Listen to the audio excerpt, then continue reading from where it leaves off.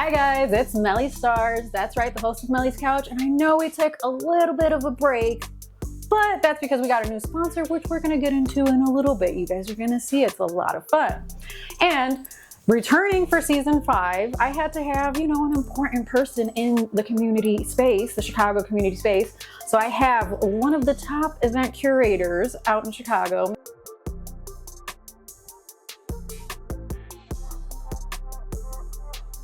Lazzey B. Floe. Yay! Hi everybody. Thank you, Melly, for having me. Thank you for coming. So Thanks. It's a pleasure to have you here. Yes, ma'am. It's a pleasure to be here. So I'm going to start with your name. Okay. Come on, put me on. Because I just learned this while I was doing my research. Okay. That your name is a contradiction. Ooh. Because lazy is anything but lazy. Okay. And then flow because you're always chilling. Okay. Yeah. So you said this somewhere else. I don't remember where I found it. Oh, you've been digging deep, huh? Oh, that's what I do. I dig deep. So I was like, I always wondered because you spell it so uniquely. Yes. Where the name came from, and now I'm like, oh, everything in your life is a contradiction. I love that. Yeah, damn near. Yeah. Just where does the B fit in? So the B actually stands for board. Like before. Oh, because board entertainment. You feel me? But okay. like board entertainment was like so like when I started board, I was doing graffiti. And like because that was like your graffiti name. Yeah, you know too much. You me now. Oh, hell nah. Where are you getting your information from? That's you know what? Go ahead. Yeah, so that was your graffiti name, which I found was really interesting because I didn't know you did graffiti, but I kind of thought that you did like some type of like drawing or graffiti from like your album and artwork and stuff like that from when you're making music. I was like, oh, I feel like this was like handmade almost, like you drew it yourself, not like you. Yeah, I did a lot of my own artwork myself. So how was it like being in graffiti in that like space? I'm gonna keep it 100 with everybody. You feel me? I wasn't really into graffiti. I wanted to be. Oh, and okay. I had my name chosen because I was prepared. I was like, I'm gonna do it. Like I want to be bored. I want to tag this, and I want to be known like for like writing on walls. Right. But then music got into my life, and then I became a rapper. Yeah. You've held many different positions in the music space. I saw that you were with Ever Evolved, and you started there as an artist. Why are you getting your information? Where are you getting this? Okay, continue, hold on. Do you need a moment to like spark something to like relax while we get into this? No, come on. Not yet? I'm ready, Okay, when you're ready. I got you, Okay. hold on. You started there as an artist, but then you became like a producer, engineer, and stuff like that. So but even before that, you were a dancer too. Oh my God, hold on, I gotta spark this. Okay, now you gotta spark it. I got to. Hey, shout out Keith Collections, man. Shout out Keith Collections. Without y'all, bro, I wouldn't be able to smoke right now. Exactly. So our new sponsor for the couch is the Keith Collection, who is providing some goodies for the guests to calm down, to deal with their anxiety. I agree. Okay, so I was a dancer, yes. You were a dancer. What kind of dancing were you doing? That I did not find. I was into animation dancing, and that's like dubstep. Oh. So like I was like really into like popping, locking, doing the waves. Okay. Yeah, and eventually like I went from like dancing to like again spinning lyrics. Yeah. But what got me into dancing was like I ain't gonna lie to you, my uncle always told me, because like my uncle used to go to like parties when he was in high school. So he was telling me like, bro, you gotta have a party trick up your sleeve all the time. Okay. You gotta have a party trick. You gotta find out what your party trick is. And like at the time I was maybe like 7, 8 years old. He was telling me this. I'm like, party trick. I gotta be cool then. So I started watching Michael Jackson glide, and I started doing glide tutorials, learning how to glide back and forth. Oh my gosh. This is the season of Michael Jackson, clearly, because there's been so many people who've come out here and been like, yeah, that was an inspiration. Shout out Mike. Clearly, this is the season for it. We know you're still alive. Yeah. Conspiracy. Ooh, damn. Keith Collections got that good. I like the flavor of this product. It's very like foresty. Foresty, okay. You heard Mr. CEO of Keith Collection, the guest enjoy the gifts. Oh my God, I love it. I like it. Okay. Okay, don't get too lost in it. I'm looking like, It's a good shit. Very. So from dancing, you go into music. What kind of, let's talk about your musical journey, because you have, a lot of stuff, but not recent stuff. I feel like you hit the music for a little bit and then you were like, all right, I'm done. Yeah, type beat. Yeah, so the first thing I found was Just Bored, which was like 10 songs. Yep. So I'm gonna just name the stuff that I found. You can tell me if you want to tell me about them. If you don't want to talk about it, come on. Skip. Come on, let's do it. Okay, so what do you want to tell me about Just Bored? So Just Bored, I dropped Just Bored when my homie Oslin had got locked up. But before that, like, I started doing music because I saw my homie, shout out Lex the Drip God, by the way. I saw my homie. He's on a few of your things, yeah. Yes, oh my God, that's my brother right there. So Lex the Drip God was doing music first. He actually started going to Fort Knox studio because his cousin Macho Beats had a studio in there. Yeah. And I'm pretty competitive, you feel me? So when he told me he dropped 2 songs and they're professionally made, and he showed me them, I was like, yo, I could do that same thing. Like, why can't I do what he's doing? And then, like, eventually I did a song and he saw me doing a song. He wanted to do another song. So it was like a back and forth, who could do more songs. And then, like friendly competition. Yeah, like, y'all course. wasn't like going at each other's necks. No. It was like who would do the most songs and how many of these songs are gonna be hits. And then eventually, like, me and him came together one day and we're like, bro, like, we know so many great artists. We could make a collective out of this. And we tried, I'm not gonna lie, we tried to make Bored a collective, but we just didn't have the right assets nor the knowledge to do so. So okay, it makes sense, yeah. So we just stood into like rapping. And Just Bored was like, I got my own studio and we dropped a whole bunch of tracks. We did a whole bunch of tracks. We didn't drop nothing, we did a whole bunch of tracks and we're discussing about what track should we drop. And all of a sudden, one day, my boy Oslin gets locked up, and we think he was gonna be booked for life. Like, yeah, we thought he was gonna be booked it's the end. Like, oh my God, freedom, homie. You know what? We're gonna do this for bro. And we ended up just like smoking a whole bunch of weed and like deciding what songs we wanted and dropped them just for Oslin because he was booked.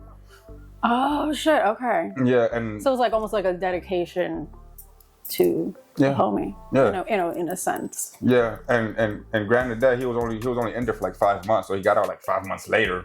But you still got a dedication. You still inspired some music. Oh yeah. Yeah. And I still listen to that music to this day. Even though it wasn't mixed the best because I didn't have the knowledge I have now, nor the connection. But we still did our shit on them tracks. Next up, Just Some Tunes. That was a 4-song EP. Just Some Tunes was a 4-song EP. I made that when I was interning back at Ever Evolved. Ah, okay. So I was when I first joined Ever Evolved, I was an intern. Okay. So you're intern, then artist, then. Okay. And they had me run doors. They had me take tickets at shows. They had me do a whole bunch of things. They taught me how to produce and engineer. So this is where you kind of got a lot of your knowledge because obviously you do a lot of shows and things now. So and that was you got that hands-on experience. And that was all thanks to Ever Evolved. Now, Just Some Tunes was like my beginning phase of really producing engineering. That's when I really started to understand, like, okay, this is what I want as a sound. This is how I sound, and this is how I manipulate my sound to how I want. And I dropped Just Some Tunes because, like, I'm not gonna lie to you, I started getting impatient with myself. And shout out OG Black Man. Shout out OG Black Man because he was always like, why aren't you dropping anything? Yeah. Why aren't you dropping anything? Like, you're supposed to be dropping something. You so raw. Like, OG Black Man always hyped me up. Yeah. And I dropped it just like because of that inspiration. I was like, man, you know what? People want it. I'm gonna give it to them. So I did a little 4-song EP. Threw it out there for them. Just a little something. You feel me? Here's a little teaser. Here's a little taste. You feel me? And if y'all ain't check it out, yeah, go check it out. It don't got a lot of views. It's low key, but go check it out. It's very low key. You gotta find it. Yeah, high key. You gotta dig. Next, 2022. The kinda. It was just a single. Kinda. Hold on, I'm trying to think what song with that one. Yeah, I don't know what's up with that one. It was just one by itself. It was just one song? Yeah, just one song. You know what? I'm pretty sure I dropped Kinda because I really didn't feel confident in all of my other music. And I thought that song was kind of good enough to drop. It's kind of okay for the world. So then I dropped it in that fashion because like I was feeling insecure about my music. I was getting like really insecure about my music. I didn't really like my sound because like I was listening to a whole bunch of like mainstream artists, is what we all do. And I'm like, why does my music feel or sound the same? You feel me? But I feel like your music, it's not mainstream, but I feel like there's a niche for it. Like you're in a very specific niche. And I've been trying to pinpoint it because I was listening to your entire catalog, obviously, up until this morning.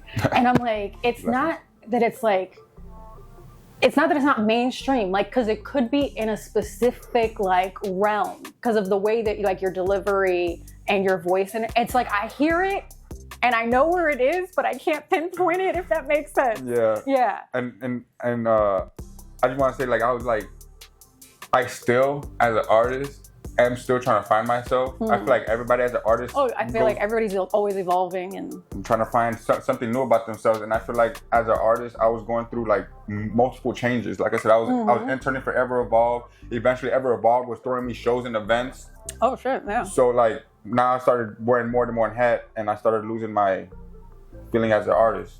Oh shit! Yeah. That's deep. A little bit. I don't know if I wrote off track. There's some good stuff right here. Shout out Keep Collections. Shout out Keep Collections. The next up you had, I Am Lazy, 11-song album. I Am Lazy was, yeah. There was a standout track that I think it's a standout for you because you have a music video and everything for it.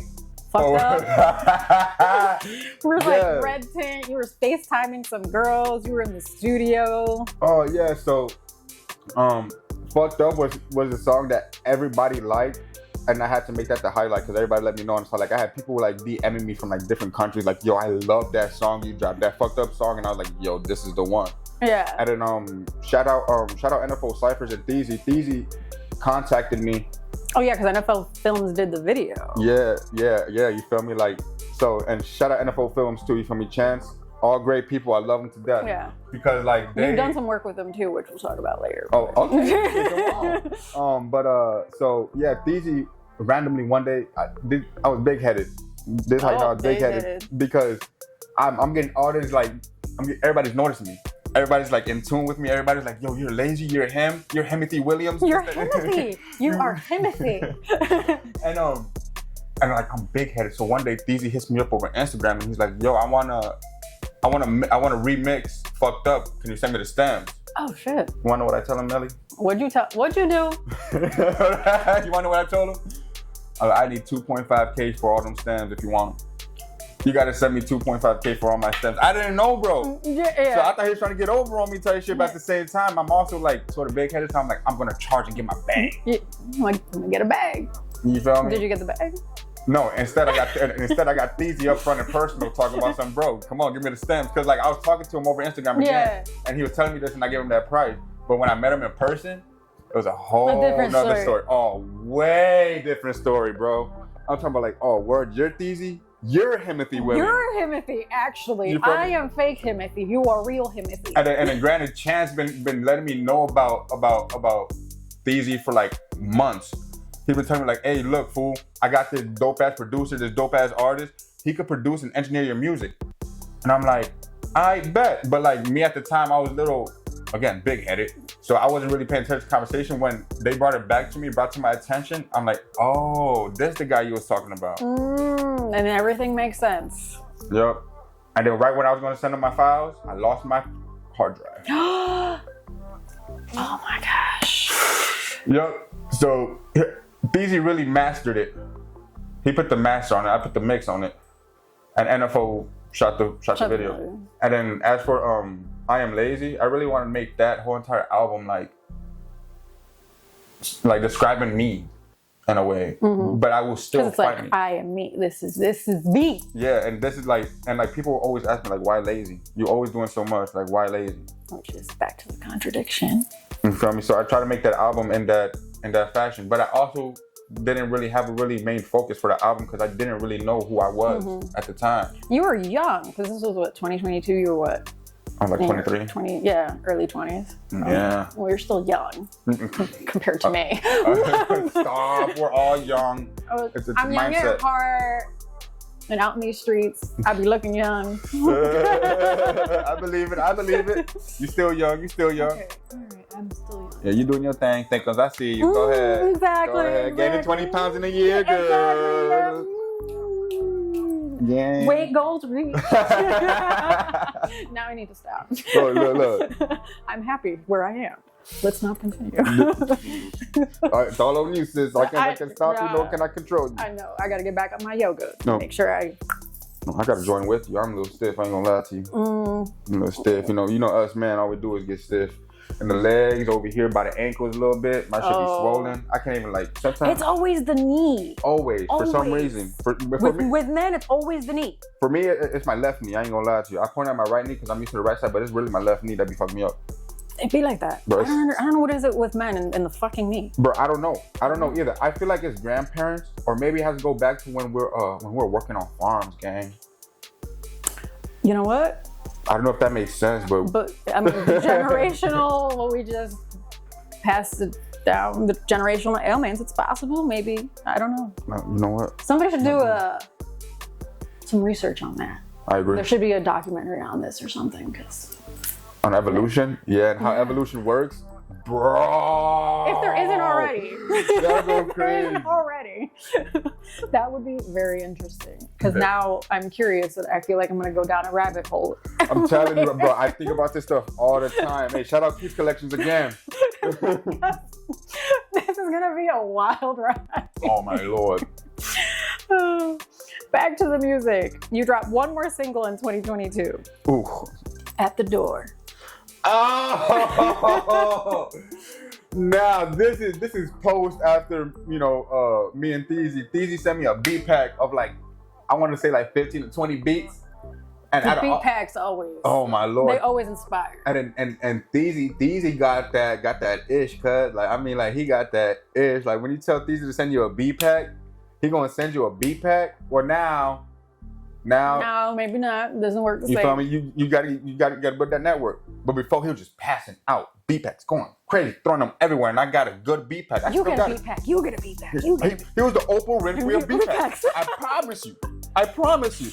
So he sent me this beat pack, and I'm working door for I'm working door for This Is Thorns at her event that she was had, and she told me to work door, and I'm downstairs, I'm listening through beats, and I hear the beat. I forgot what the beat was called exactly, but I heard the instrumental, and I instantly started writing to it.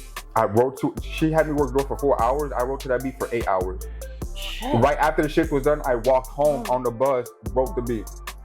I stopped and got a portable battery pack for my phone because my phone was dying while I was writing. And I wrote the beat. I was homeless at the time.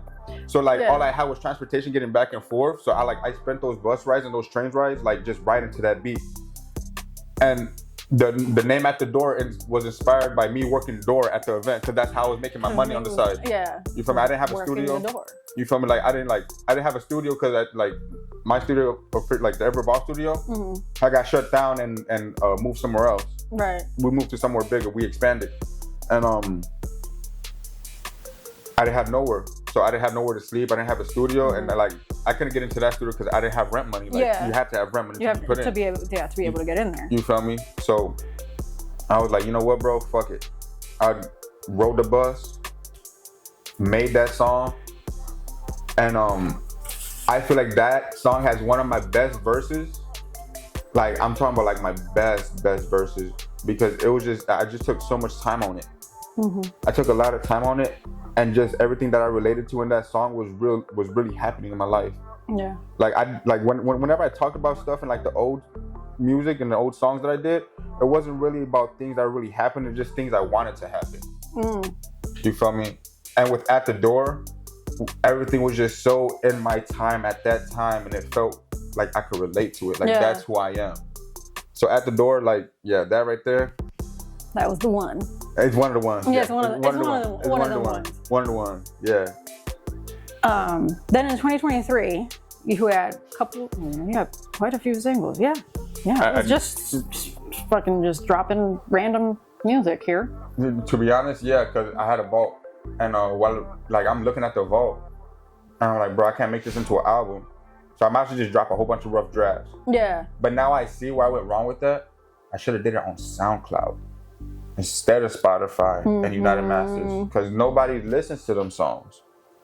And like at the same time, I did lose my United Masters, but so I don't got none of those songs anymore. You just could look them up, and all that shit is like, yeah, it's just so. Yeah, because I found rolling. Rolling.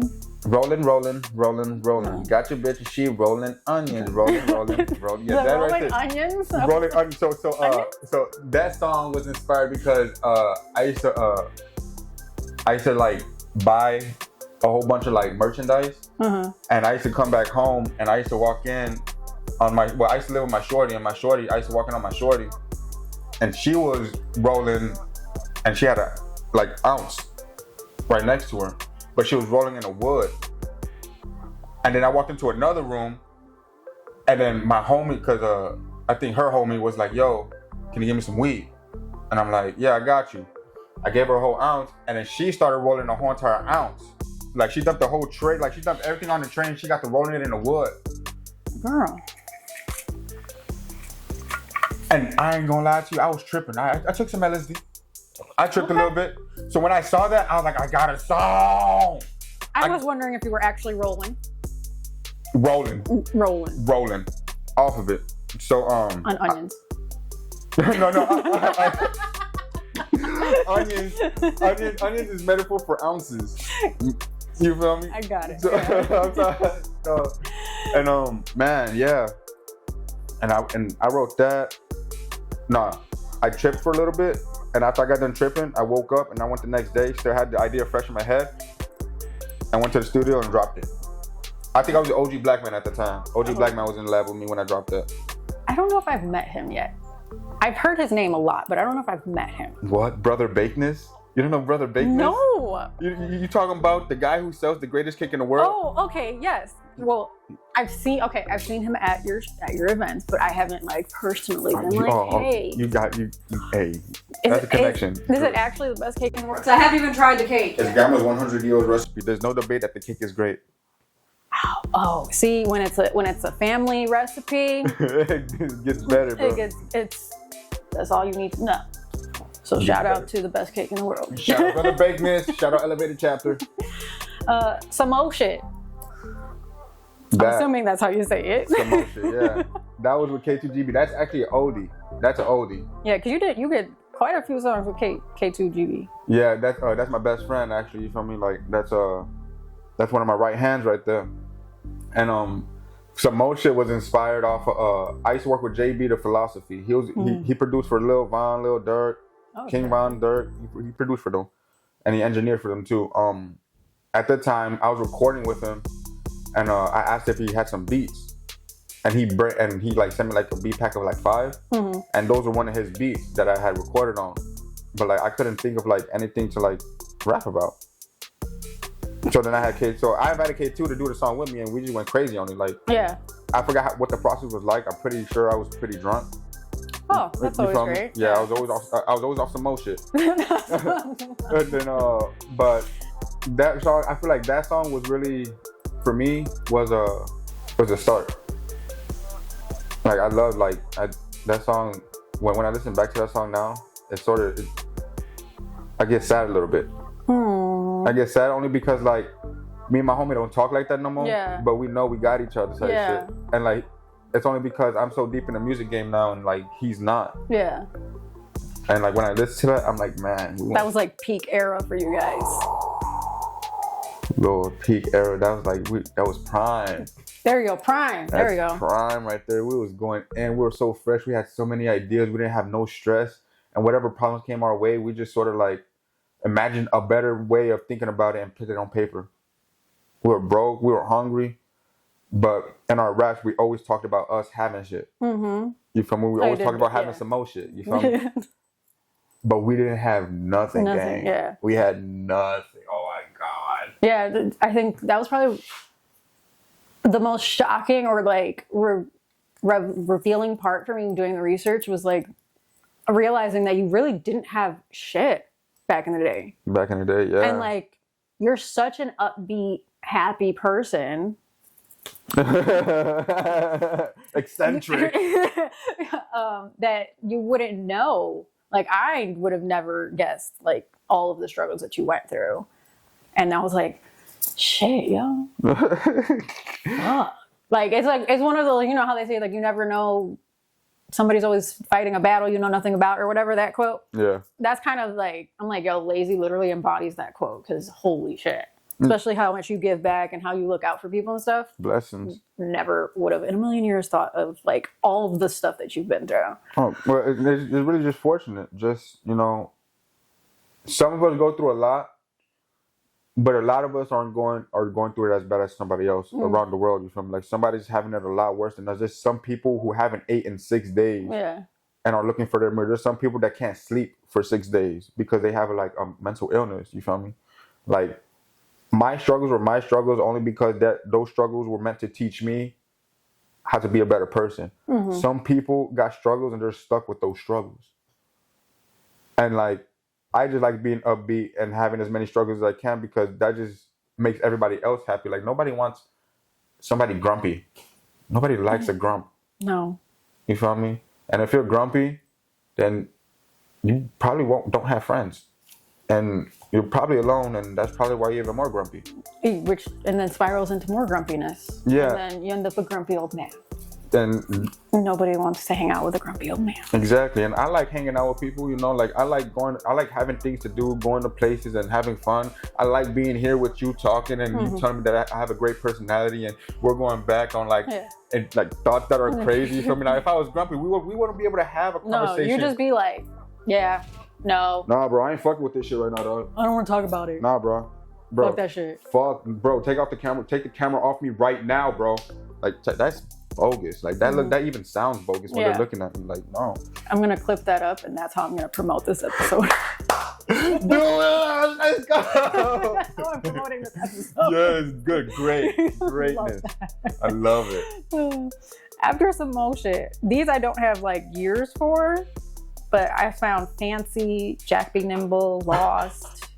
Those were the House Party. Those were tracks me and Lex were going back and forth. Yeah, it was just like all over the place. I wasn't sure what order these are in, where they came from, what's going on with them. So again, back to when I started music with Lex. Like I'll go to the studio, he'll go to the studio, and we would go back and forth. Like, oh, I made this song today, bro. What you got? Okay, I'm going to make a song next week. What you got? And we'll go and drop songs on each other, go crazy. Back to the competitiveness. You feel me? And then like, what's you said Jack Be Nimble? Yeah, Jack Be Nimble. That was, I would like to say, my second song. My second song I ever recorded. Oh, okay. And again, shout out Oslin.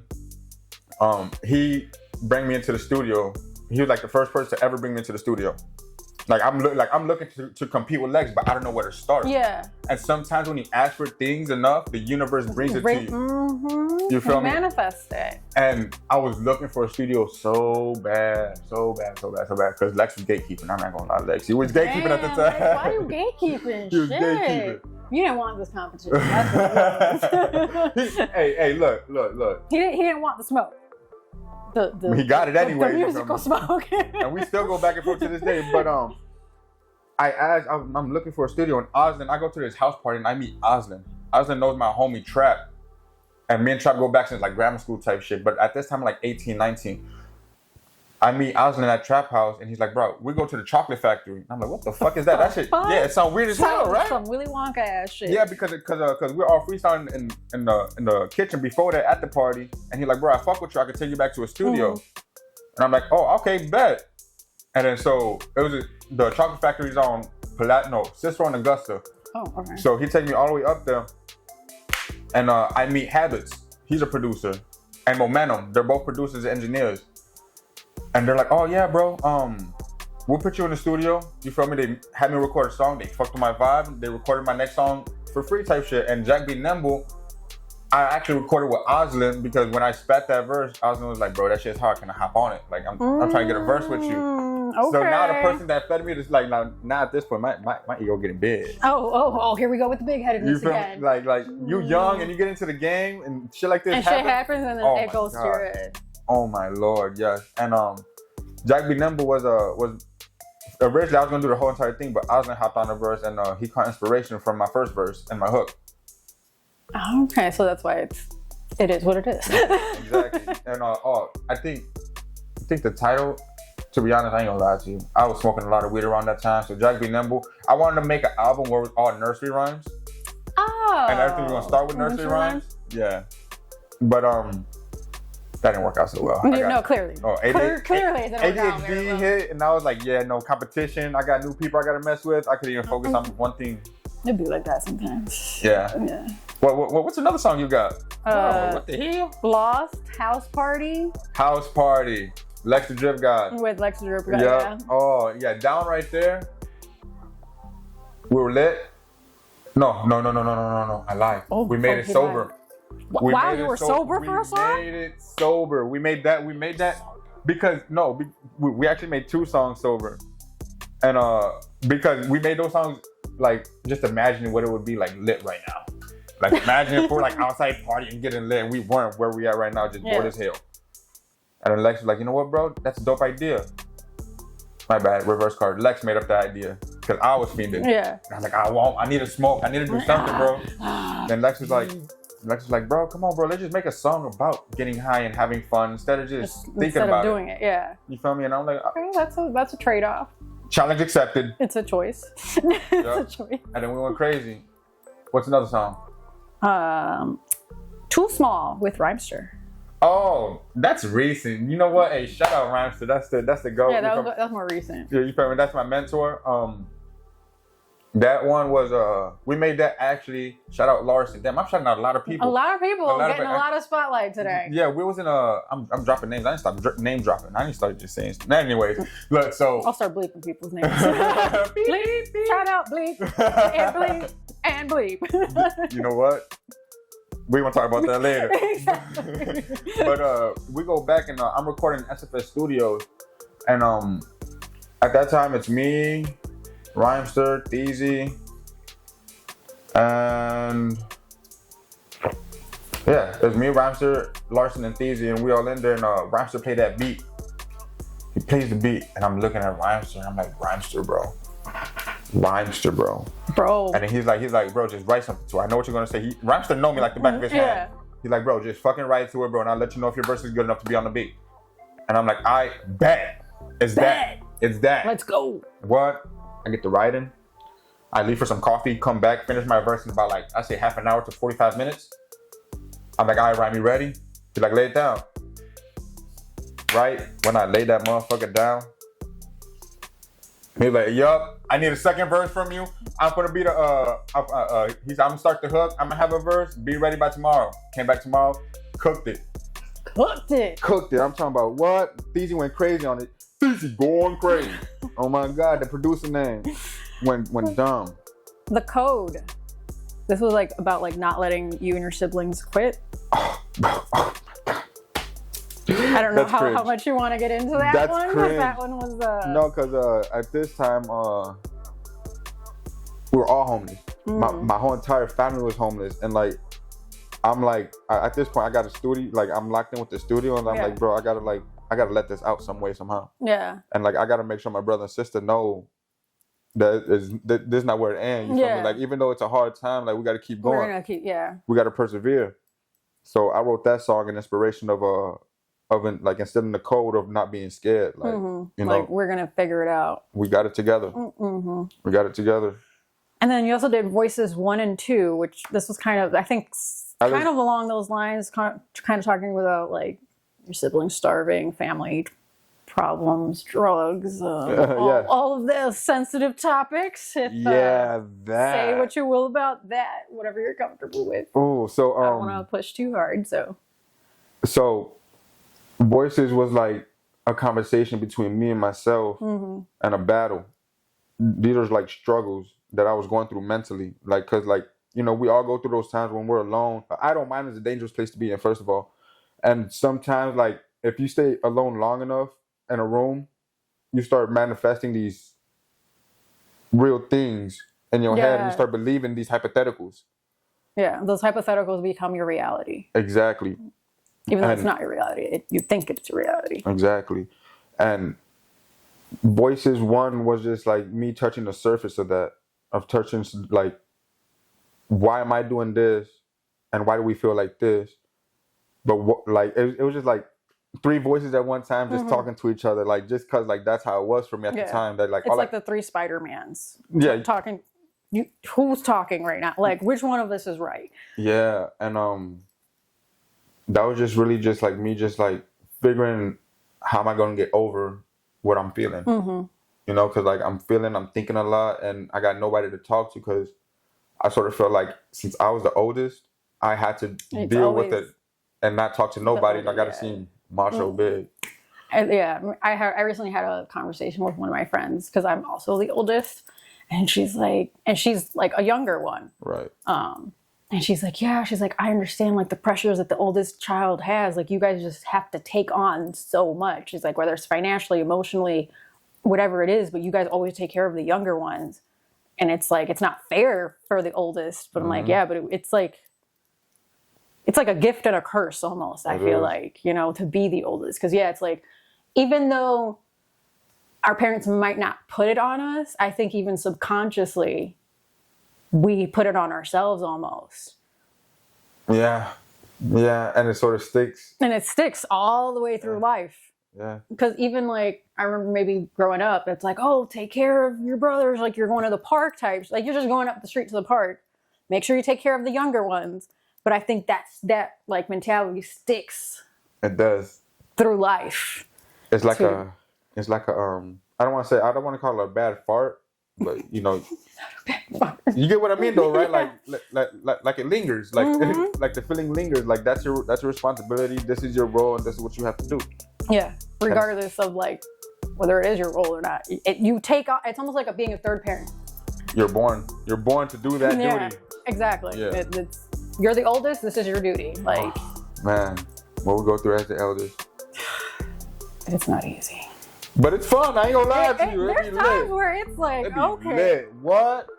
I be having parties with my siblings. I be going to parties with my siblings, and we be just getting so lit all together. And whenever you go to a party with your siblings, right? At some point, one of y'all, the eldest specifically, is gonna be crying on the youngest, like, I love you.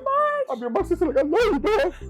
You know, hey, man. Whatever I did to you, remember when I gave you that wet willy when you were 3? Dog, I didn't mean to make you cry. I'm like, how'd you know, dog? My sister's like, bro, fuck off me, bro.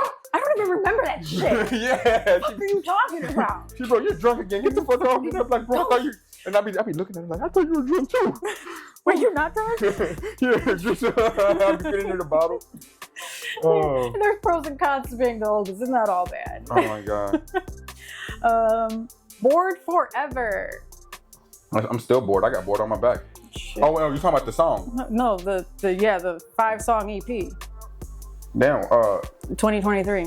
This was like probably the last thing you have on your Spotify, or the latest thing you have on your Spotify. Bored forever. It's 5 songs. That was me leaving. Okay. But I got to put the cup down for this one. Oh. You said that was a final EP I dropped before you ghosted Spotify. Yeah. So Bored Forever was me leaving music, taking a break from music for a little while.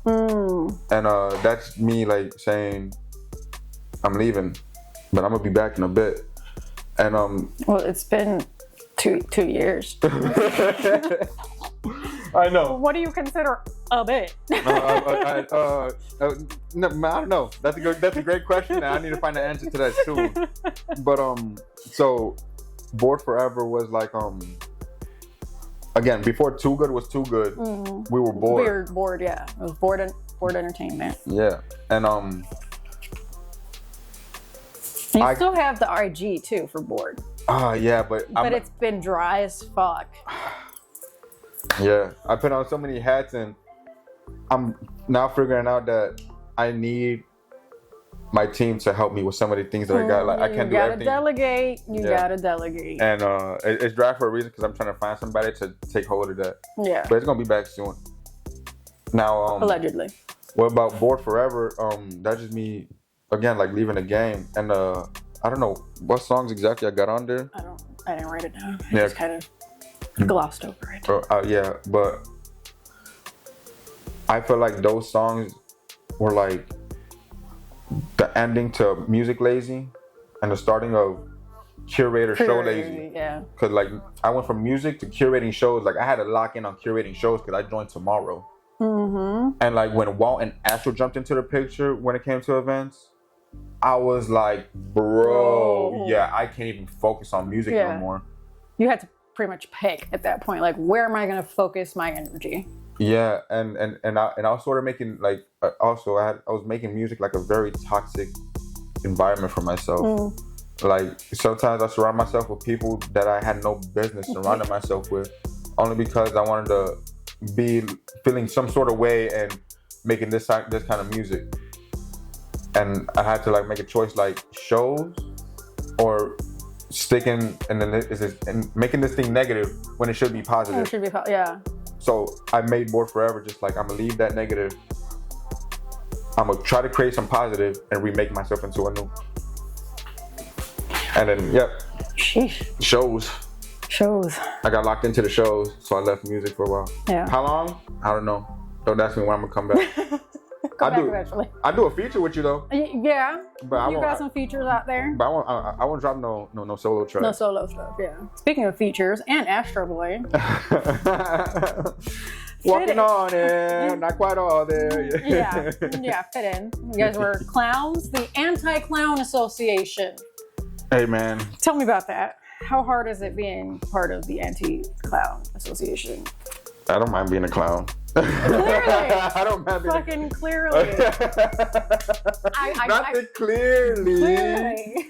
Oh no! So one day, Astro Boy booked with Books in Music Garage, and he's working with K Nasty. K Nasty, yeah. And before he works with K Nasty, he's like, Lazy bro, like I want you to be on a song, bro. Like, can we do a song together type deal? And I'm like, yeah, bro. Like I don't care, bro. Like just put on the beat. I don't care. Just do it. Let's go. Yeah, like you feel me? Like yeah, I'm planning on doing features anyway. Come on, bro. Let's do it. And then we went to K Nasty's, and he played that beat, and I was like, I don't know. No. I'm lying. I'm bullshitting. Look, hypotheticals again. No, we go, right? And I think Astro Boy, I remember this story so many ways. I don't know why. Don't do drugs, kids. Don't do drugs. Don't do drugs. Please don't. Because I think that session I was fried. But he was making a song, and I'm listening to it. And then naturally, like, I think you got some more space at the end. And then he like looks around and looks at me. He's like, Lazy, you want to hop on? And like before he like, we were talking about doing the song. Yeah, you guys were back and forth talking about doing the song. And he was like, bro, yeah, I want you to be on one of my songs. And I'm like, bro, I'll be more than happy to be on one of your songs type deal. And like all of a sudden the universe put us in fruition. He's like, you know what, bro, I got this last verse. You try to be on it? And I'm sitting in the studio session. I'm like, fuck yeah, we could do it. And then I went in there. I think I wrote the verse in like, I think 25 minutes. You can ask Astro Boy. He can tell you a whole nother story. Please don't quote me on anything. Because like this is all allegedly. Bro, yeah, allegedly. Like, cause like I'm not even gonna lie to you. I remember being in the studio with Astro Boy. I remember him telling me to get in the booth. But how the song was made, I'm gonna keep it a buck. It's sort of a blur. It's fine. The song was created, and you guys are dressed up as clowns. The music video was fucking lit. That music video was lit. Oh my god, the music video? So lit. I saw that shit last night. I was like, oh. I don't even know how I got on balloons in the sky. That's what I wanted to ask you, how you got on balloons in the sky. So, but if you don't know. No, Teddy Band Productions gave me superpowers. Oh. I want superpowers. Teddy Bam. Where are my superpowers at? Damn, I just realized I made like 3 hypothetical stories of a day I don't remember. Oh God! You might have to check in with the people who were there that day to see who remembers. No, I might need to check in with my therapist. I'm like, bro, I'm saying shit. I don't have no 100. I need help. I need help, me. I need help. I just said 3 stories that weren't really real. Like I'm trying to remember that day so vividly. Astro Boy, you see this? Please help me. Help him. Yes, help me, him. please. Please. Please. You might have left music, but I found an unreleased track that you performed. Okay, Nardwar, where? On Friday Night Lights. You performed a track called Unnamed. How do you even get the name of that track, first of all? How do you even get the name of that? Well, you said that it was unnamed. I did? You did. Oh, hold on, wait. Yeah, do you remember this? I remember that day like it was yesterday. Because you were smoking a square and drinking while you were performing this song. Actually, hold on. Oh. Scotty Rocks didn't allow me to smoke in the studio, but he did allow me to drink. Okay. So I did drink, but the cigarette was just for prop. Oh, it was a prop. Okay. But you're allowed to smoke here. Amen. Shout out Keep Collection. So yeah, Unnamed is actually one of the most ear-appealing tracks I have and that I have made for myself. And I would love to give that to the world. But you're not going to. No, you go and see me perform it. Yep. And it's only online. It's in one place, and you gotta Nardwar your way to it.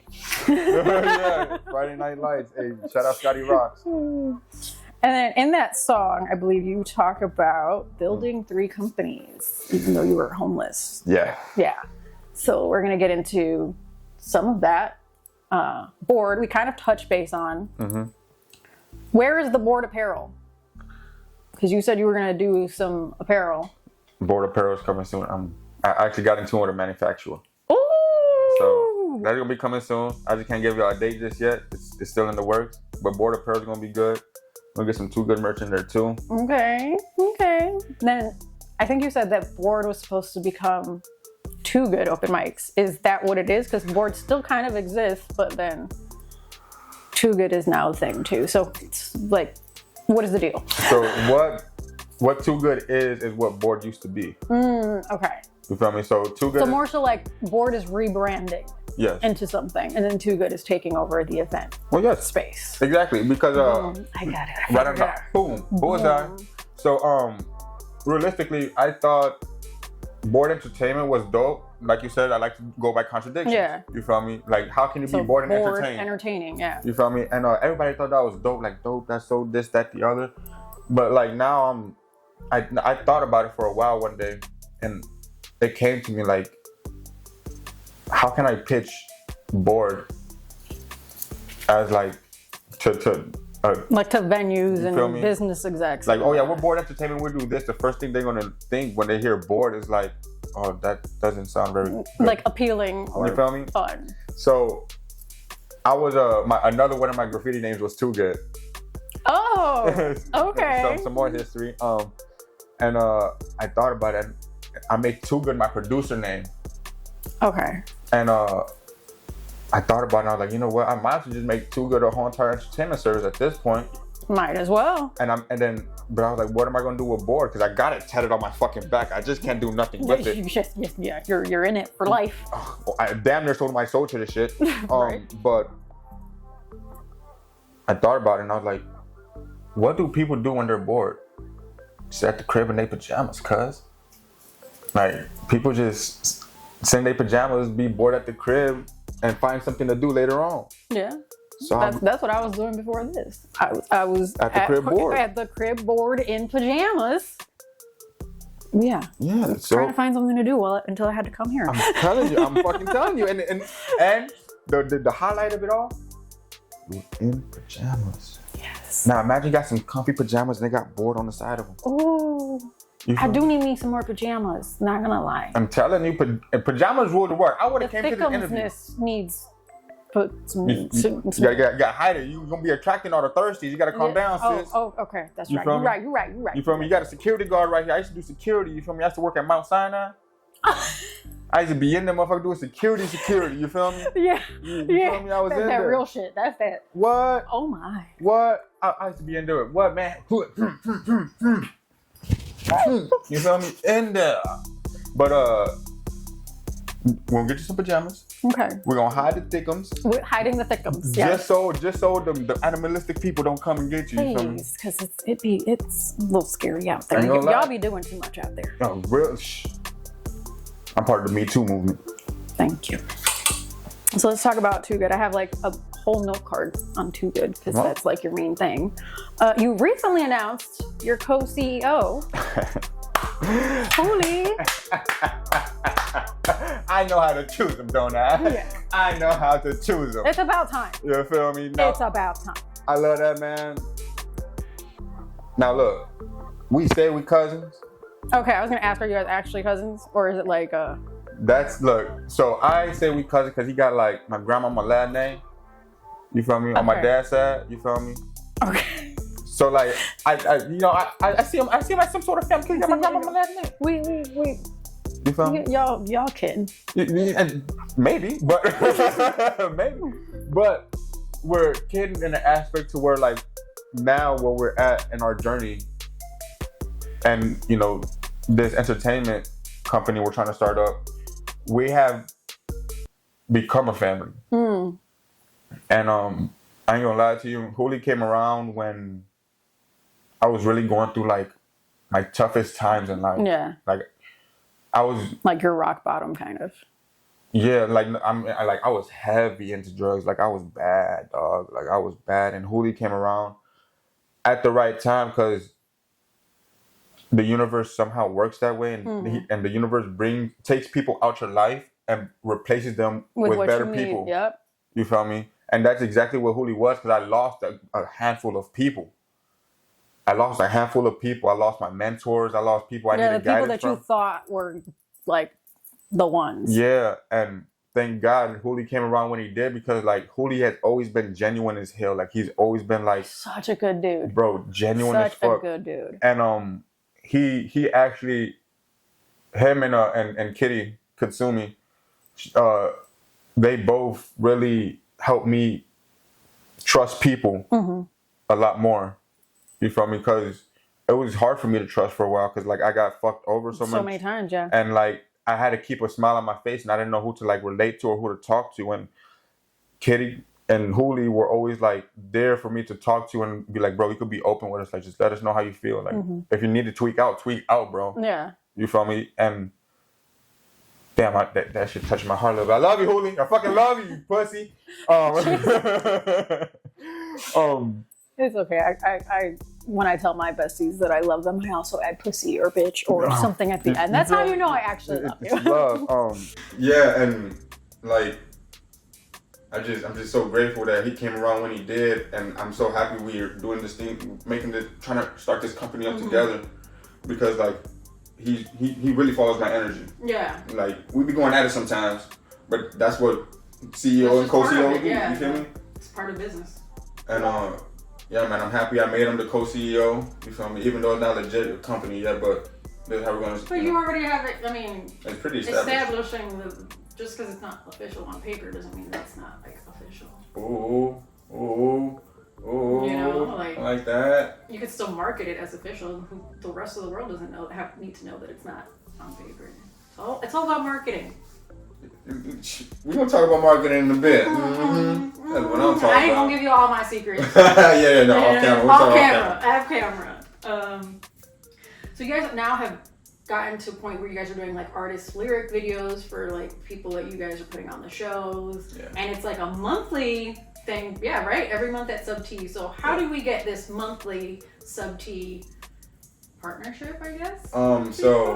So shout out Rhymester. When I first started throwing shows, Rhymester plugged me up with Enjoy, and when he saw that I was because you did some at Enjoy, but now it's Sub T. I started at Enjoy officially, and then eventually Rhymester was like, yo, you want another venue?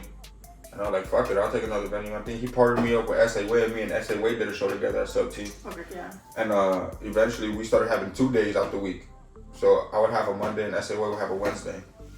And we'd go back and forth at Sub T. And thank you Rhymester again. He put in the work for us, and then Sub T we've been locked in ever since. Right. And so clearly Sub T likes what you're doing. Yeah. 4 years strong. 4 years strong. With Sub T. That's not easy to maintain, like that consistency, because like I said, it's every single month. Oh yeah, and they're strict as hell. Recently, you also did the Passion Park Fest. Like, you took TooGood to Passion Park. I To bought Milwaukee? tickets, and I didn't go. I forgot why. Something happened that weekend that I couldn't go. I think you got sick. I think Something like I think you got the stomach flu or something. Something like that, yeah. But I had my tickets, and I couldn't go. It was very upsetting, but it's okay. No, yeah. So with the Passion Park, so at TooGood, it went from just having artists perform at an open mic to now sort of making it like, I guess, a competition. Yeah, because now you guys give out money, studio time, and content day. And content, yeah. Yeah. So yeah, we turned it into a competition, and we just like to add extra incentives to like make sure like we're giving people more bang for their buck. Yeah. You feel me? Because like everything has to go back to the community. Like the community has to know that people want them to be seen. People deserve to be seen. Yeah. Especially if you're great. You feel me? If you're good, like we're gonna let you know if you're garbage. I ain't gonna let you. If you're not too good, you know. I just said it. You're not too good. You're not too good. You're not good at all. You suck. 100. You feel me? So, but we do respect that people are trying, and people are trying to perfect the craft. Yeah. You feel me? And at TooGood, we want to make sure that while you're getting your craft perfected, you also got resources and stuff. And you also got some content to go with it. And we could also maybe help you get an out of state, you feel me, show, and you can perform in front of people out of state, not in your own state. And that's beautiful because not a lot of people, organizations have that capability, you know? And with TooGood, it's not like you guys make it impossible to like sign up or anything like that. Like it's make it very accessible. Yeah, exactly. It's very accessible, and then you provide big opportunities, which for artists that makes a huge difference. Especially if you're starting off, like especially in the Because me and Julio talked about it, and we're like, yo, like, what was the hardest things we needed to do while like starting in the game? Like, what didn't people do for us that we could do for other people starting off in the game? Like, the people aren't doing content days, you feel me? People aren't inviting people out to like come to the studio and come take some photos, you feel me? People aren't telling other people like, yo, we got an open mic, you could win $100, you feel me? It's very affordable, it's very cheap, you feel me? Like, a lot of people, when I started doing music, didn't have these opportunities, you feel me? Like, while I was working at Dunkin' Donuts, like, nobody presented competitions to me. You feel me? Nobody presented, oh, you could do this and you could perform here. You feel me? Me and Julio are going now and we're letting people know, like, yo, you look like you know music, come perform. Yeah. And yeah, man, it's just, I forgot what the question started off with, but I did too. Whenever I get to talk about TooGood and Julio, I just realize. Oh, like, lyric videos. That's where we were at. Oh shit! Damn. ADHD. We started with lyrics. It's fine because I feel like all of that information is very relevant and very important. Now we can talk about lyric videos. Okay. Because that's kind of new. I think you did that in the past couple months. Oh no, yeah. Or started it. That was actually Julio's idea. I'm gonna cut that short. Julio came up with that idea because he was like, bro, I'm getting into video editing. And I want to make sure people got the best videos. And I'm like, all right. Yeah. You can do that. And he went crazy. He did go from no, those videos are crazy. They're clean as fuck. Crispy. Tell me about the relationship with Demo's Pizza. Because when we did our event together, we were able to, well, the lot was able to do their interviews at Demo's. So how is that relationship with Demo's and TooGood for them to even be able to give the lot that space and like, because that was for them, that was a big opportunity, which I hope you guys will talk about on your sit down. But for you, how did Demo's come into the picture? Again, me and Holy, we were talking about we need somewhere else to like do something. You feel me? Like we need to have a gathering or somewhere. You feel me? We discussed like, bro, like what can we do to like bring people to the show before the show starts? Yeah. But also provide an incentive to have them come. Yeah, have a reason to come early. Yeah. And we're like, you know what? We would go to Demo's. Actually, no, I went around talking for a while, and then Julio was like, bro, I like Demo's Pizza. Try Demo's Pizza. I'm like, all right, we'll go to Demo's. Went to Demo's and I asked them if we could do it there, and they're like, oh, You want to do that here? Well, we got something happening on Tuesdays. But I want it on Monday. They're like, all right, here's our manager's number. Email them and let us know. And I emailed them and I talked to her the next day and we're locked in. Damn. Yeah, it's just simple. All you gotta do is just go up to these people and talk to them. Yeah. It's really easy. I really ain't none. It's that simple. It's just that easy. But I think not even easy, but it's also what you bring to the table and like who you are. Because they're not just gonna give opportunities to Joe Schmo who doesn't have a good idea. Yeah, you're not lying. I did tell him I did have an open mic. Yeah, so there had to be some incentive or something for them. They had to have seen something. You feel me? And it did, because we bring a lot of people. We give them good business. You feel me? I love giving people good business. Exactly. I love giving people good business. Love giving people good business. Love giving people good business. Love that. Shout out Demo's Pizza, man. They got the greatest pizza in Chicago. Yeah, it is pretty good. I did have some. I think, did you buy me some? I don't know. Somebody bought me some. I'm pretty sure somebody did. Somebody did. If it wasn't you, it was somebody. So we in there. we in there. That shit fun. So I got connected to you guys through Kung Pao. Yeah. Is that your connection? Is that Hood's connection? How does Kung Pao fit into the mix? Kung Pao is actually everybody's connection. You literally have to fucking You feel me? That's a celebrity right there. Everybody knows Kung Pao. Everybody knows Kung Pao. But Hooli had the idea again, bro. Ever since Hooli came in, he just took it to like another level. Oh yeah, 100. That's why I could damn near cry, because like he just had all these ideas and all these things, and he just got to going crazy. But Hooli was like, bro, let's just collab with Kung Pao. And I was like, all right, come on. And then Kung Pao was like, yo, I got like the top 3 rated podcasters and interviewers, bro. Like, and I was like, I know all the people. Yeah, and I was like, all right, then fuck it, do it. Then bada bing, bada boom. And then here I come. And then I was like, you know what? Fuck it, let's bring the law into it. And actually that night, through those interviews, through me bringing the law on, that was the night that we had a conversation about them sponsoring the couch. So if it wasn't because of, you see how all of the pieces aligned, yeah. Nice. So, and then now you're here on the couch. So that was a pretty big night, just saying, July of 2024. Ooh, damn, that was a year ago? For real? Yeah. I think it was July 8th, 7th or 8th, something like that. That feels like it was 2 years ago. It feels like forever. I feel like I've been here for 2 years and it's only been a year. That's crazy. So you've done a couple of other events that I saw. Butterflies B-Day Bash, presented by TooGood. Yeah. What was that about? Because I think there was even like a twerk contest. And a lot of booty shaking in there. There was a lot of booties. Yeah. I saw videos of booties and I was like, oh my. Yeah. Clutch his pearls. Yeah, I couldn't do nothing. I couldn't do nothing at the time. At the time. I sort of got a ball and chain on my ankle. Oh. At the time. Yeah. Okay, still going. There's still a ball. Still chain. But so that night was actually pretty lit. Actually, and fuck, actually, it was here. It was lit. No, bro, no, cause right, me and Butterfly nervous, right?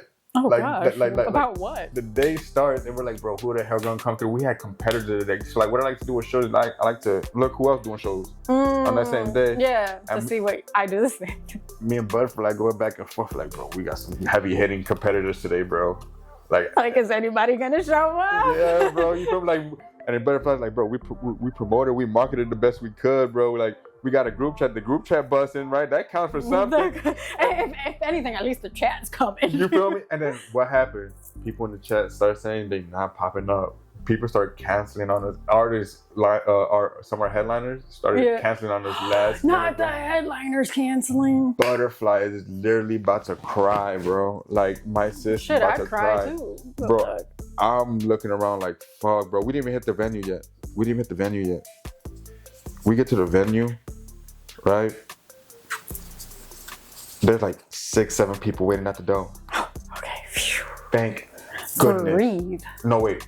I get to the venue with my people, as in we wait like 2-3 hours for Butterfly to get there. By the time Butterfly get there, the vendor set up, the place is looking pretty decent. We got a pretty decent turnout, right? So things are starting to get up. And as things start like progressing a little bit, people start passing me shots. Shots. Oh, the shots. It's fucking rap. What? Don't ever give me shots. What? It's a rap. I was in there so lit, but so like, cause I still had to run the show, right? Yeah. And like our open mic lineup list, I ain't gonna lie, we had like 50 people on it. And people were just passing me shots after shots, and I'm so drunk. And sounds like it was your birthday. bro, yeah, because after a while, Butterfly's like, I don't want that shit, pass it to him. And I'm like, fuck. Oh, shit. And then after a while, I'm looking around, and there's people around me, and they're like, bro, when am I gonna go on? When am I gonna go on? When am I gonna go on? And I start getting like sort of stressed out, right? Like, how do you handle that? Like people just like, when am I going? Like, you I feel like you gotta keep it real with them. Yeah. Like you gotta keep it real. Like I let them know I'm drunk right now. Give me one moment. Let me process. I went to the bathroom. Yeah. Got up, got out. I looked at everybody. I said, y'all are gonna know when I let y'all know. And I went back to the bathroom and yacked again. And I let it out and I let it out and I let it out. And then somebody knocked on the door. This is why it was lit. Because somebody knocked on the door and they're like, bro, I got $500 for you if you just put me on to do 2 songs right now. What the fuck? I'm looking. I promise you I'm yakking. Somebody, they knocking on the door yelling that shit. I'm like, I'm tweaking right now. I get up. Ain't no way. I get up from making out on with the toilet, open the door, and I'm like, what the fuck you talking about? Bro's like, bro, it's busting right now. The crowd's decent. I'll pay you $500, 2 songs right now. And I'm looking. And some of my homies are in the crowd. And like, they're like, they waited to perform. So I'm like, oh, fuck. Fuck. Nah, bro, I can't do it. I can't do it, bro. Damn. I can't do it, bro. And then What's up? and then he looks at me sideways. He's like, what? I bet. Walks off. At this point, I'm drunk as hell. I'm like, fuck. I might have made the wrong person mad. Right. What did I do? Bro, he comes back with Butterfly. Butterfly's like, bro, he's telling me he'll pay us $500 for 2 songs. I'm looking at her. And I'm like, you see Nico Suave? And she's like, nah, bro, we loyal. You can keep your 500, we loyal. And then bro, like, y'all really don't want 500? And I was like, bro, as much as I need it right now, bro, I gotta make sure my people right first. And then bro's like, oh, all right, then bet. He said, don't you mad as hell like this. Grown ass man, he look like 42 years old, mad as hell. Sit your ass down. And then I like later on through the night, I was sort of mad because like he put out a roll and he had a fat ass knot and he got to count his money in front of everybody, just mad as hell. I'm like, fuck, I could have said yes to the 500. Yeah, I could have said yes. Fuck, I was so mad because like, you know, maybe I could have been like, hey, I can throw you 25. You probably won't perform today, but I can throw you $25. Right. You feel me? I mean, you feel me? I'll get you on the next one. But here's like 25. Shut the fuck up. Perform the next one. Yeah. When I saw that knot, my whole entire changed. But At that loyal. point, you already said no. Yeah. It's loyalty, and you can't buy your spot. Yeah. And then after that happened, the tour competition went crazy. The tour competition. We had this chick named Knee Killer. Knee Killer? Knee Killer. Go against this Caucasian shorty named Gwen, I think it was. They were going crazy. Oh my God, they were going crazy. They were like, oh my God. And my shorty would be so mad if she saw how I just acted the way, because I was looking at her like, yo, like yo, I'm the host. You feel me? Like I could get in between that if I wanted to. You feel me? like he did it. I did. You can see the videos. I did it. He behaved. I'm okay. Yeah, I behaved. You behaved. But it was lit. I'm talking about there was boot cheeks over there, booty cheeks over here. I was woo. Boot cheeks everywhere. Yeah, you feel me? I mean, and everybody was positive and everybody was like not too thirsty. You feel me? That's what I liked about the event. Like it was a friendly competition. No dudes were like overly grabbing, doing this. Yeah, you feel me? Everybody dudes was just kind of, especially in that type of situation. Oh, bro, people get crazy, bro. Stupid. Get crazy, but yeah, it was controlled. It was well respected. We respected the women heavily, and we made sure everybody got home safe. That butterfly party, that shout out Butterfly. You know how to party, girl. Yeah. Me and Butterfly were drinking until like 3 a.m. Sheesh. What about the Shiesty Christmas Showcase? Oh, that was Elevated Chapter and OG Black Man. Yeah. Yeah, I like that. You dress up in the Santa suit. Yeah. I like the Santa suit. The Santa suit is hilarious. It's always clutch. No doubt. Yeah. Elevated Chapter told me like they wanted to collab. Yeah. I was like, fuck it, we could do that. You guys actually did a music review show too, or you guys are doing that? I don't know what the status is on that. Yeah. So like ADHD brain. Of course. You feel me? Especially with me. Blame. No, only with me. Like, okay. Yeah, only with me. Cause like I be having so many hats at a time. Yeah. But yeah, we might bring that back. Okay. And then Pumpkinhead versus Hobo. Oh my god, I love the word hobo so much. I love that word only because OG Black Man put like a crazy twist on it. Oh. He put a crazy positive twist on it, and but that showcase was you talk about the real, or you talking about the showcase? Well, I was the real, but obviously it ended up as a showcase. Like there was reels leading up to the showcase. Yeah, I think because it was like a Halloween theme. Yeah. So okay. So the Hobo and the Pumpkin Man, I think Jake Arena, shout out the youngest politician. He was doing a little Pumpkinhead mask thing for the show to do like some promotion. Mm-hmm. And I wanted to be in the scene because I had nothing to do. My ADHD was hitting out there, but I want to do something. I need to do something. And he was like, okay, OG Black Man, go be a hobo in the alley or something. And I was like, all right, bet. Go be a hobo in the alley. I grabbed the chair, I went to the alley, I laid it down, and I laid down. I had nothing else to do. I was bored as hell. That's what I do when I'm bored. There you go. Let's just be doing shit. So I'm ready to tell you tight show. I did the hobo, and then OG Black Man saw me from a distance, and he was like, "Hey, hobo!" And I got up and I was like, "What you want?" And he's like, "Stay over there. We're gonna shoot a scene with you." And I was like, "Bet." And then they came, and then they shot a scene. We did the little cut. Yeah, the little. We were in there. And then you guys, I think there was another one. And we became friends. Yeah. Yeah. Let me tell you about my best friend. It was like I was so into these reels because it was so good. Yeah. You might have to bring it back. Media God. Yeah, definitely. So a few other random things that I found. You did on-site interviews for NFO ciphers at Midlane. Yes. Your nerves were definitely, I could tell you were nervous as shit. I could see it. How the hell did you end up doing that? I'm gonna tell you a fun fact. Yes. I like fun facts. So I had an event the night before that. Oh gosh. And I had got overly sauced.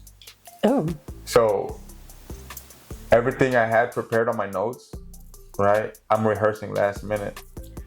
Like, cause like I wanted to come professional. My idea was to like usually come professional, and like I already have these questions. Yeah, cause like a couple of them you were like I'm like, oh okay, look at you. And then there was one where you're like, not gonna lie, I forgot all my questions. They posted it? They posted it just like that. That's crazy. I watched it and I was like, they did. Because you were like, oh, they'll fix this. They did not. It's all good. They just posted it. I'm an honest human being. At that time, bro, I was hungover. I was so messed up, and I was like, yo, you know what? I don't think I got the energy for this one right here. And when it looked like I was nervous, I was really just hungover. Like, I was tired as hell. I was trying to hold in my throw up. I was fucked up, dude. You gotta stop drinking before important shit. I agree. Yeah. I agree. Yeah. I don't know how much history or what that you were like a Tomorrow like original founder or something like that. Tell me about that, because like now you're still part of Tomorrow, but you're not like the head anymore. No, so what do you call it? Walt and Astro. I feel like Walt and Astro got that 150% control. Like I got so much on my plate right now. I sort of don't want to delegate as much as they do. Mm-hmm. You know, Cause they're very much like yeah. They do all the intricate stuff, and I sort of feel like at the same time, like I wasn't doing my part either. Like yeah, we started off together, but at some point, like I started focusing more on TooGood. Yeah. And less on tomorrow. You feel me? But like I fuck with tomorrow so much, like I don't ever want to leave tomorrow. Like today's tomorrow every day. Yeah. You feel me? Like, but I'm just not. I just don't want as much responsibility as being a founder like they have. Yeah, there's a lot of responsibility, especially with how all the stuff that they do. Yeah. So being a founder there, and then also having TooGood. But I mean, Tomorrow and TooGood kind of work closely together either way. So. I mean, yeah, we do. Yeah. We do work closely together. But yeah, I'm gonna be Tomorrow forever. No doubt. It's just, just being sort of being a founder and like delegating certain things. I want to sort of fall back on. Yeah. And just like if they got a question they want to ask me, they could ask me about it, and maybe I could help them with an answer. But I really just want to focus more on myself a little bit, because I focused on people so much in my life. I never really had time to focus on myself, and I'm now learning that you gotta focus on yourself. Yeah, and you can't pour into another cup if your cup is empty. Yeah. What are you gonna pour? Yeah, and that I just need to be by myself for a while and do your own thing. Yeah, you feel me? It's understandable. But I'm Tomorrow forever, no doubt. Yeah. Tomorrow gang for life. Tomorrow dynasty. I mean, we're no longer gang affiliated. JK. Just kidding. I need to shut up before they really beat me up. Oh, jeez, before they actually jump you. Other random, Lazzey Quotes. These are like your IG stories. It's like a black and white thing. Then you just put quotes on pictures of yourself. Yeah. I don't know what you're doing with that. I'm just like, this is cool. No, so I was inspired. So like I would do like Instagram quotes. I watch them, and I was inspired, and I thought like maybe I could do my own. So I sort of did my own quotes. People got like different quotes from different movies that they like, and yeah, I feel like true. Everybody deserves a Lazzey quote. Facts. Lazzey Quotes. Humboldt. That song. With Juno, Hooli, Crix, and Serpa. I love that song, like a factory love cake. That song is epic. You guys perform it all the time. I just wanted to leave it towards the end because it's like, it deserves its own little moment. Yeah. Once again, co-CEO, shout out Kid Hooli. I was reading the story, like that he always wanted to do a song with you. And I think you guys were just like in the studio or something, and he just wanted everybody from Humboldt to do the song. Yeah. That studio session was pretty lit, only because Hooli, of course, invited everybody, and all the Humboldt motherfuckers came through, just like you said. Like it was lit. Everybody, like I didn't even know. To be honest, I'm gonna keep it a bug. I think I'm the only one that's not from Humboldt. I was gonna ask you because I was like, I didn't think you were from Humboldt. No, I'm not from the park. I'm from Chicago, but. So where in Chicago are you from? Are we allowed to talk about it? I'm from like the Kevin Park, Hermosa area. Like Belmont, Cragen, around those three.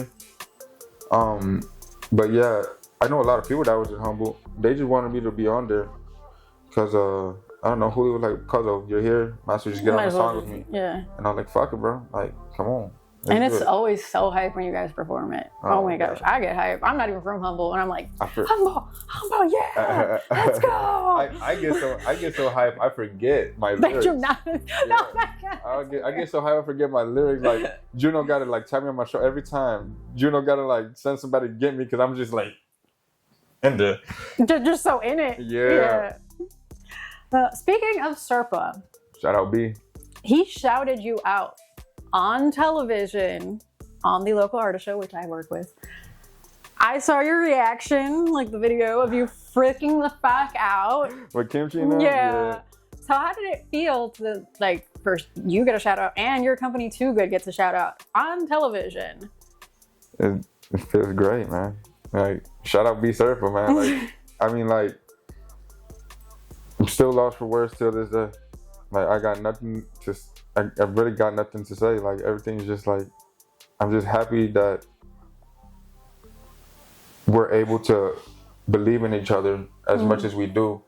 and build such a strong foundation within the community. Yeah. You know, And because like support each other, yeah. Because community is so important. yes, oh yes, groups are so important. Like, you feel me? Everything works better in a group. How do you think AA meetings work so well? You feel me? They do it in a group. True. Yeah. So almost the last thing on your link tree. God, I'm scared. Hold on, because I'm scared. No, this is a positive thing. This is positive. You have like a support anti-racism link on there, like to donate but yeah, it's a link. And I was like, I did not even know that you could do that. So I'm going to obviously add something to my link tree. But why did you put it there? How did you put it there? What inspired you? What does it mean to you? People shouldn't be racist, bro. Like, you know what? And I feel like it's such a simple fucking concept. Like understand, like, cops don't need to be racist. You feel me? Like, people don't gotta hate on each other. You feel me? Like, it's really like, it's not really like an anti-racial thing. And like, maybe when I started that shit, I was like, just like, man, bro, maybe I should put this on a Linktree so people are aware of it. Yeah. But everybody aware of this, bro. Like, my Linktree, I don't even use my Linktree no more. Anyway, I'm gonna keep it a buck with y'all. Like, last time I looked at my Linktree, there's a lot of old ass shit on there. Oh my lord, what? That's probably where you got a lot of my info from my Linktree. That's where I started. That is where I started. No, yeah. So like, yeah. Around that time, I was like, bro, people should know I support this. Mm-hmm. Everybody, bro. I mean, I feel like at this point, everybody should know. Bro, and yeah. should support. Yeah, and no, don't be racist. That shit's lame. Don't be a loser. Exactly. Be a winner. Love everybody.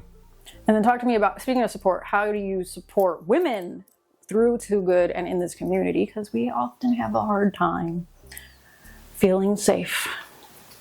You guys are safe for me. You guys are safe for my people. Anybody messing with y'all, they messing with us. We don't do none of that. We actually like to cater to the women first. Mm-hmm. We like to make sure that the women are respected. And that, like, if anything, like, is felt uncomfortable with women, we like to make sure that situation is, like, situated. Taken care of, handled, Immediately. Because in our day and age right now, men are freaking weird. Men are weird. I'm gonna say it, I'm a man, okay? And I see you other men, and I think you guys are weird. You guys are really weird. You guys are very weird. Yeah. Yeah. And at TooGood, we don't do that weird stuff. And if I see it, bro, you gotta take that across the street to the bar, because you're not gonna have that around my community.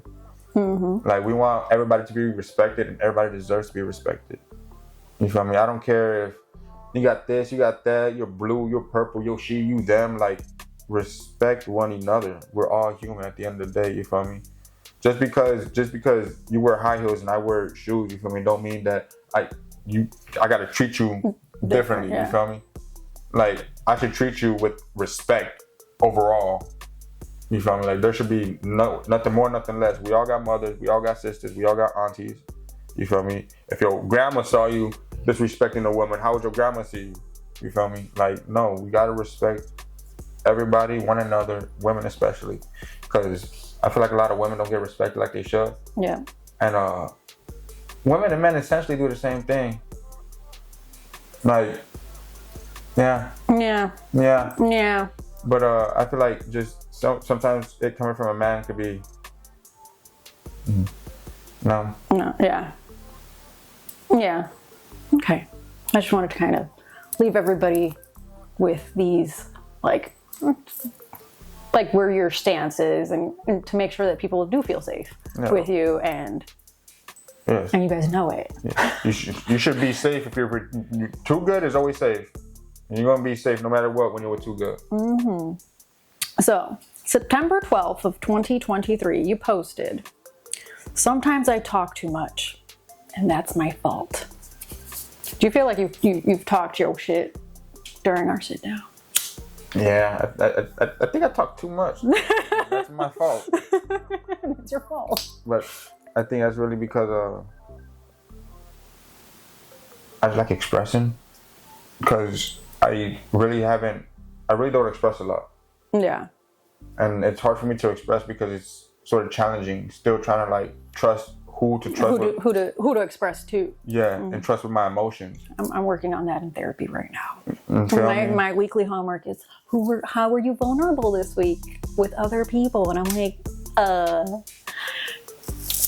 vulnerable? Do you ever have like panic attacks? Yeah, I've had panic attacks since I was like 11 or 12. Oh my Lord, those are like the worst. They suck, yeah. Those are the worst. Yeah. Yeah.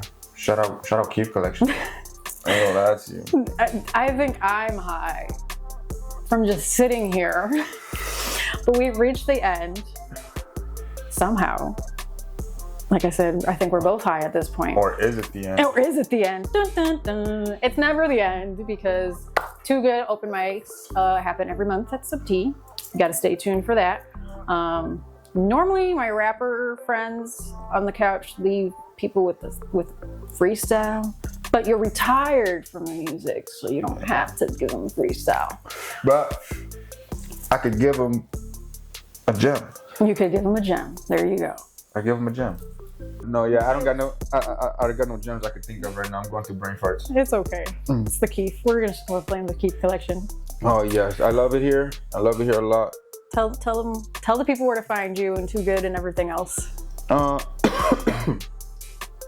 You can find me at officially_LAZZEY on Instagram.com. You can find me on Facebook LAZZEYB.Floe.